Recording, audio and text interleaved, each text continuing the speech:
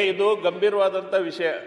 ಬರೀ ಇಲ್ಲಿ ಸಭೆಯಲ್ಲಿ ಒಂದು ಅರ್ಧ ಗಂಟೆಗೆ ಇದಕ್ಕೆ ಚರ್ಚೆಗೆ ಅವಕಾಶ ಮಾಡಿಕೊಡಿ. ಅವರು ಉತ್ತರ ಕೊಡುದು ನೀವು, ನಾ ಏನ್ ಮಾಡ್ಲಿ? ಅವ್ರು ಪ್ರಶ್ನೆ ಕೇಳಿ ಅಲ್ಲಿ, ಅವ್ರು ಯಾರು ಉತ್ತರನೇ ಕೊಡೋರಿಲ್ಲ. ಅದೇ ಈಗ ಅವ್ರು ಹೇಳಿ ಬೇಕಾ ಬೇಡ ಅಂತ ಹೇಳಿ. ನಿಮ್ಮ ಪರಿಸ್ಥಿತಿ ಹಿಂಗಾದ್ರೆ ನಮ್ದೇ.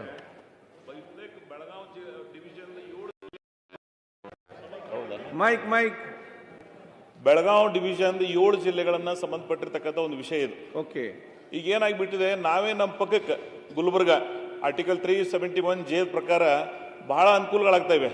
ಇಲ್ಲಿಯೂ ಸಹಿತ ಬಾಂಬೆ ಕರ್ನಾಟಕ, ಇವತ್ತಿನ ಏನು ಕಿತ್ತೂರು ಕರ್ನಾಟಕ ಅಂತ ಕರಿತೀವಿ, ಇಲ್ಲಿಯೂ ಸಹಿತ ಅಭಿವೃದ್ಧಿ ವಂಚಿತವಾಗಿರ್ತಕ್ಕಂಥ ಅತ್ಯಂತ ಹಿಂದುಳಿದ ತಾಲೂಕುಗಳು ಮಾಡಿದಾವೆ. ನಂಜುಂಡಪ್ಪ ವರದಿ ಪ್ರಕಾರ ಅತ್ಯಂತ ಹಿಂದುಳಿದ ಭಾಗದಲ್ಲೂ ಸಹಿತ ಕೆಲವು ಅಭಿವೃದ್ಧಿ ಅವಕಾಶಗಳನ್ನು ಬೇಕಾಗ್ತದೆ. ಸೊ ನಾವು ಉತ್ತರ ಕರ್ನಾಟಕದ ಮೇಲೆ ಚರ್ಚೆಯನ್ನು ಮಾಡ್ತಾ ಇದೀವಿ ಬೆಳಗಾವಿ ಅಧಿವೇಶನದಲ್ಲಿ.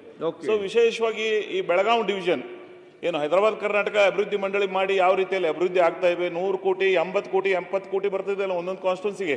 ಇವತ್ತು ನಮ್ಮ ಪರಿಸ್ಥಿತಿ ಏನಾಗಿದೆ ಅಂದ್ರೆ, ನಮ್ಮ ಪಕ್ಕಕ್ಕೆ ಅಫ್ಜಲ್ಪುರ್, ಜೇವರ್ಗಿ, ಆಳಂದ್ ಅಲ್ಲಿ ಏನೆಲ್ಲ ಆಂದೋಲನಗಳಾಗ್ತಾವೆ, ನಮಗಿಲ್ಲ. ಈಗ ದುರ್ದೈವಶಾತ್ ಈಗ ನಮ್ಮದೇ ಬಿಜಾಪುರ, ಇವತ್ತ ಕೋರ್ಟ್ನಲ್ಲಿ ಗುಲ್ಬರ್ಗದವ್ರ ಜೊತೆ ಹೋಗ್ತೀವಿ ನಾವು.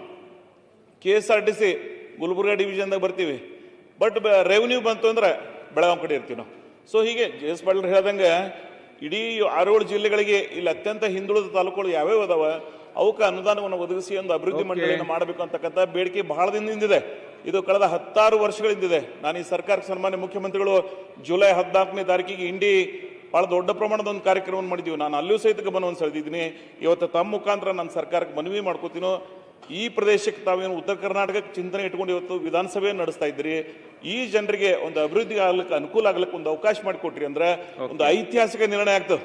ಇವತ್ತು ಅಪರ್ ಕೃಷ್ಣ ಪ್ರಾಜೆಕ್ಟ್ ನಮ್ಮ ಸರ್ಕಾರಕ್ಕೆ ಅಭಿನಂದನೆ ಸಲ್ಲಿಸ್ತೀವಿ. ನಾವು ಬಹಳ ದೊಡ್ಡ ಪ್ರಮಾಣದ ಸಹಾಯವನ್ನು ಮಾಡ್ತಾ ಇದ್ದಾರೆ ಮುಳುಗಡೆ ಪ್ರದೇಶದ ರೈತರಿಗೆ.